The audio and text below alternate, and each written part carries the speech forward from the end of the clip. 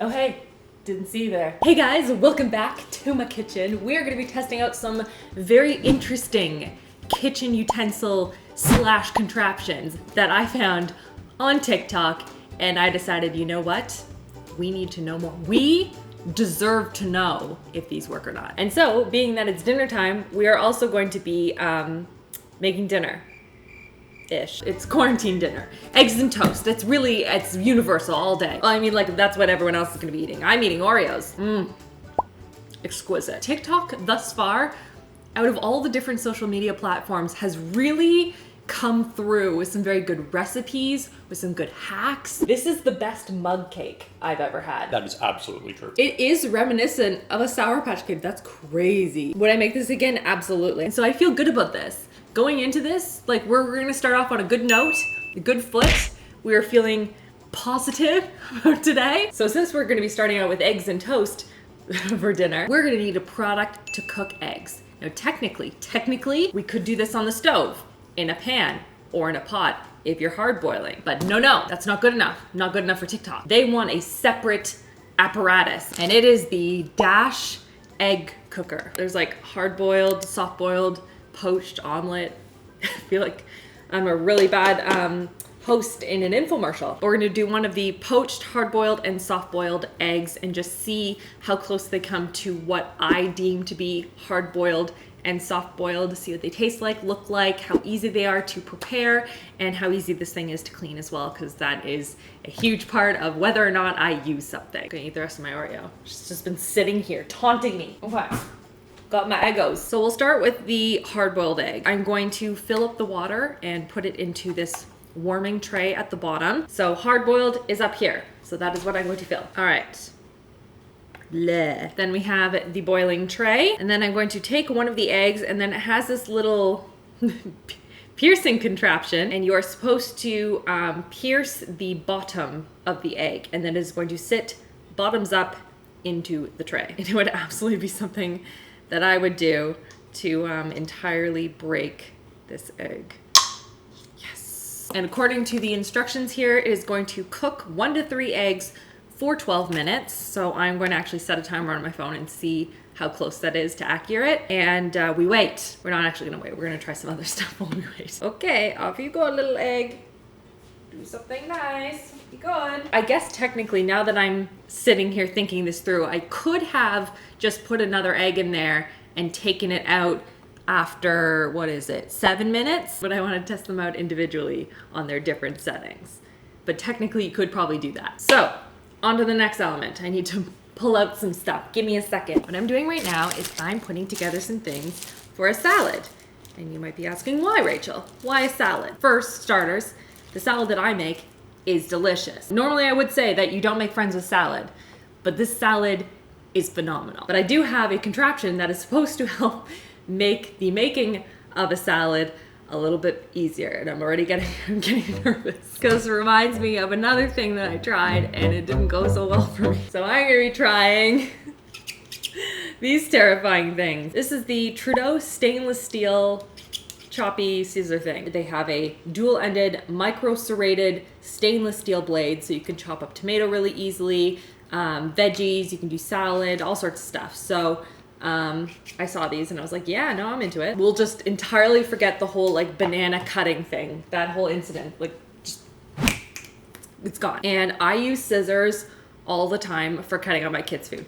Life hack for parents out there. If you are not cutting up your kids' food with scissors, you are working too hard. Yeah, you guys thought I was kidding. Look how many pairs of scissors I have. Now these are like thick slices. Like this is not gonna make it like super thin. So that's something to keep in mind.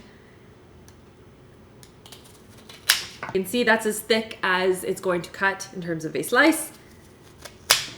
Very easy though. Is it gonna cut like, don't worry everyone, I'm being careful. Just wanted to see if it would cut them up into like little chunks, you know, for salads. Yeah, did it like, okay job. Let's try the tomato. 'Cause this is what it was used for in the picture. Big tomato, cutting it up. All right, that's half a tomato. I don't understand.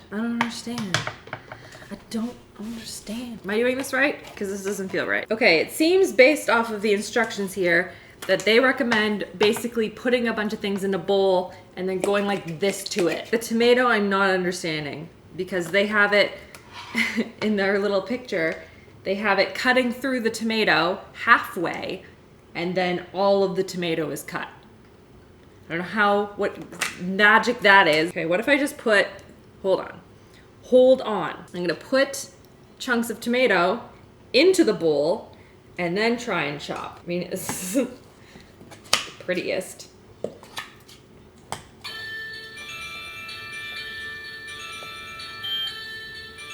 It's singing! How do I get it to stop singing? You just have to press the button again. Wow, that is a magical tune. Thank you, Dash. That, by the way, for 1 egg was 9 minutes. Not 12, 9. It's so hot. Why didn't I cool it down more? It's fine. Ooh, that is not hard-boiled, my friend. That is a soft-boiled egg. That's okay. It's still gonna be delicious. It's just not what it said it was gonna be. All right, let's try this one more time from the top. I mean, if this is hard-boiled, maybe I'll do, no, I wanna do soft-boiled. I wanna know what that looks like. Because if the soft-boiled ends up looking like this, then maybe I didn't do something right. I don't know. Ready for your magical song, Dash? Okay, let's keep cutting up veggie ingredients. Now, what I'm finding difficult, and maybe it's just my grip of it, is that I have to adjust the grip to cut all the way through like this celery. I know you all are very worried about my fingers. Don't worry, so am I. Maybe if you have giant like hands or something. Don't get me wrong, it does the job. It's just, for me, it's a little too cumbersome. I would prefer just regular scissors. I mean, while I'm here, I might as well just tell you guys how I make this salad because it's so good.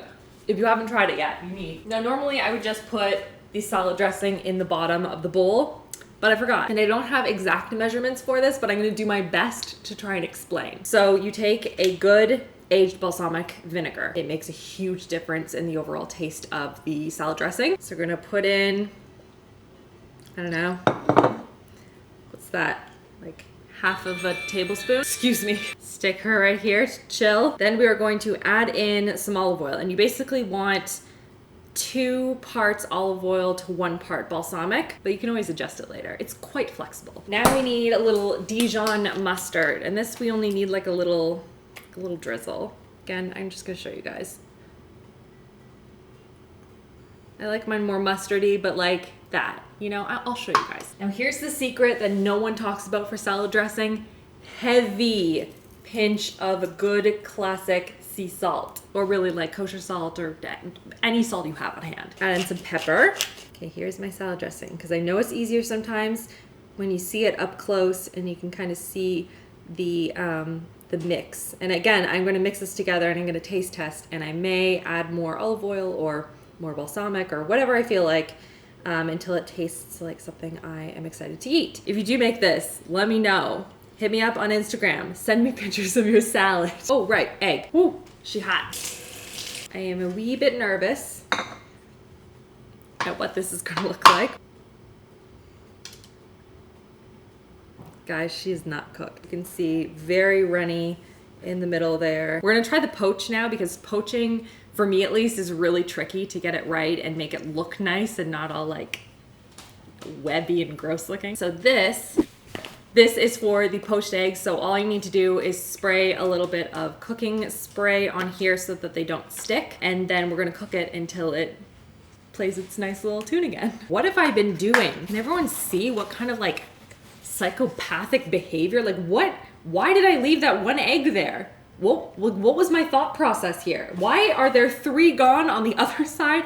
I don't understand. And then honestly, I think I'm just gonna afterwards stick this into the egg warmer. I don't want to waste an egg. I feel like I can still make this work, right? I would just stick it in with a poached egg, but I don't want to affect the results that we're trying to test out. Now on to a product that requires me to pull out chips. Oh no, I've been obsessed with Cheetos. I have to eat a couple. I'm opening the bag anyway, and I've forgotten about my salad already. We are going to test out a 2-in-1 bag sealer and cutter. I use these little these chip clips, kind of like, you know, I do it more than that. I'm a crazy person. You gotta really fold it over, otherwise they're gonna go stale. Actually, that's a lie. I would never leave Cheetos long enough for them to go stale. So on the side here, it has a little knife that peeks out to greet you. It's not terrifying at all. I also need batteries apparently for this thing, so I'm gonna go get those. I'm coming, egg timer! Do you love the sound, Christopher? It's the egg timer. A little extra. Okay guys, here's the poached egg. Let's like pull this out and put it on a plate and see what it looks like. I love how I have so much like random unfinished stuff all out in front of me. If this is not my brain right now, for those of you that are not currently in quarantine, can you tell me what it's like in the outside world? Is it nice? Miss it. Ugh.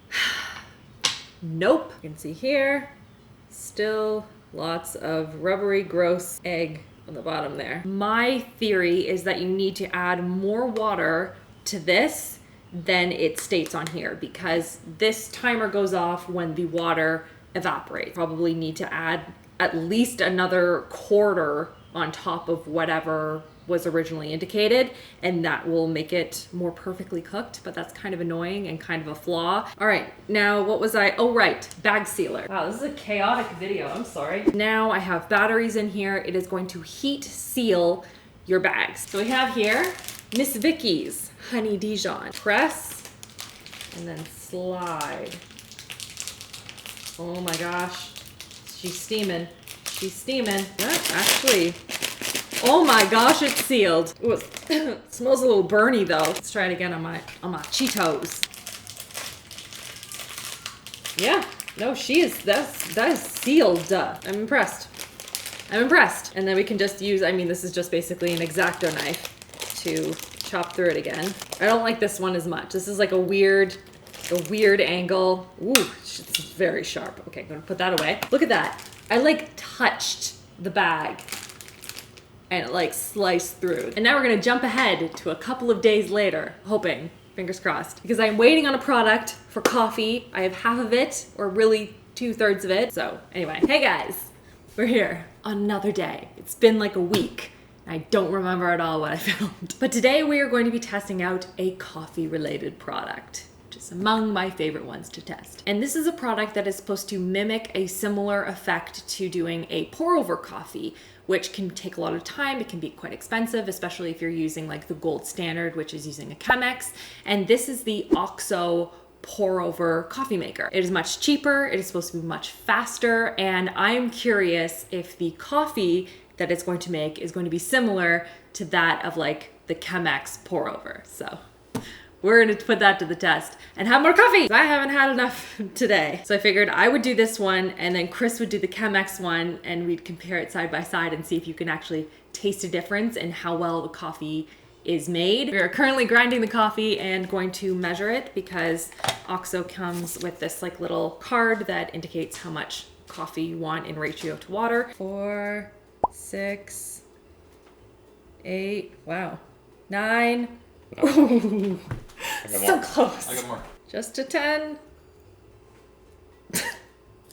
No, just still no. Oh, there's 10. And now all I'm gonna do is I'm going to put the filter portion on top of a cup, and I'm gonna fill up this little piece with boiling water.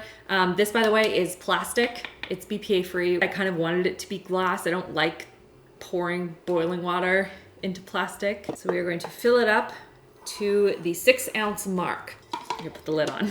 Actually, the Chemex is using a product that I also saw a lot of on TikTok, which is the gooseneck kettle. Have you guys seen them? They look so cool. Put this over to the side. Continue dripping. So this right here is our Chemex. It has special filters, which are expensive. And this is actually relatively new to us as well. Like, we've been playing around with it. It makes a good cup of coffee though. It really does. Like, it's so nice, very smooth. There's a whole process to this. I've watched a couple of videos. I don't know if I'm doing it right yet, but you water the filter paper to get rid of any papery taste and to warm the carafe. Ooh. Okay, but to be honest, it's really good. I think it might be worth it. You have to moisten the grounds. This is so extra, I can't. I know. And wait. Hold on. 45 seconds to a minute. But like, look how cool this is. It offers a lot more precision when you're pouring.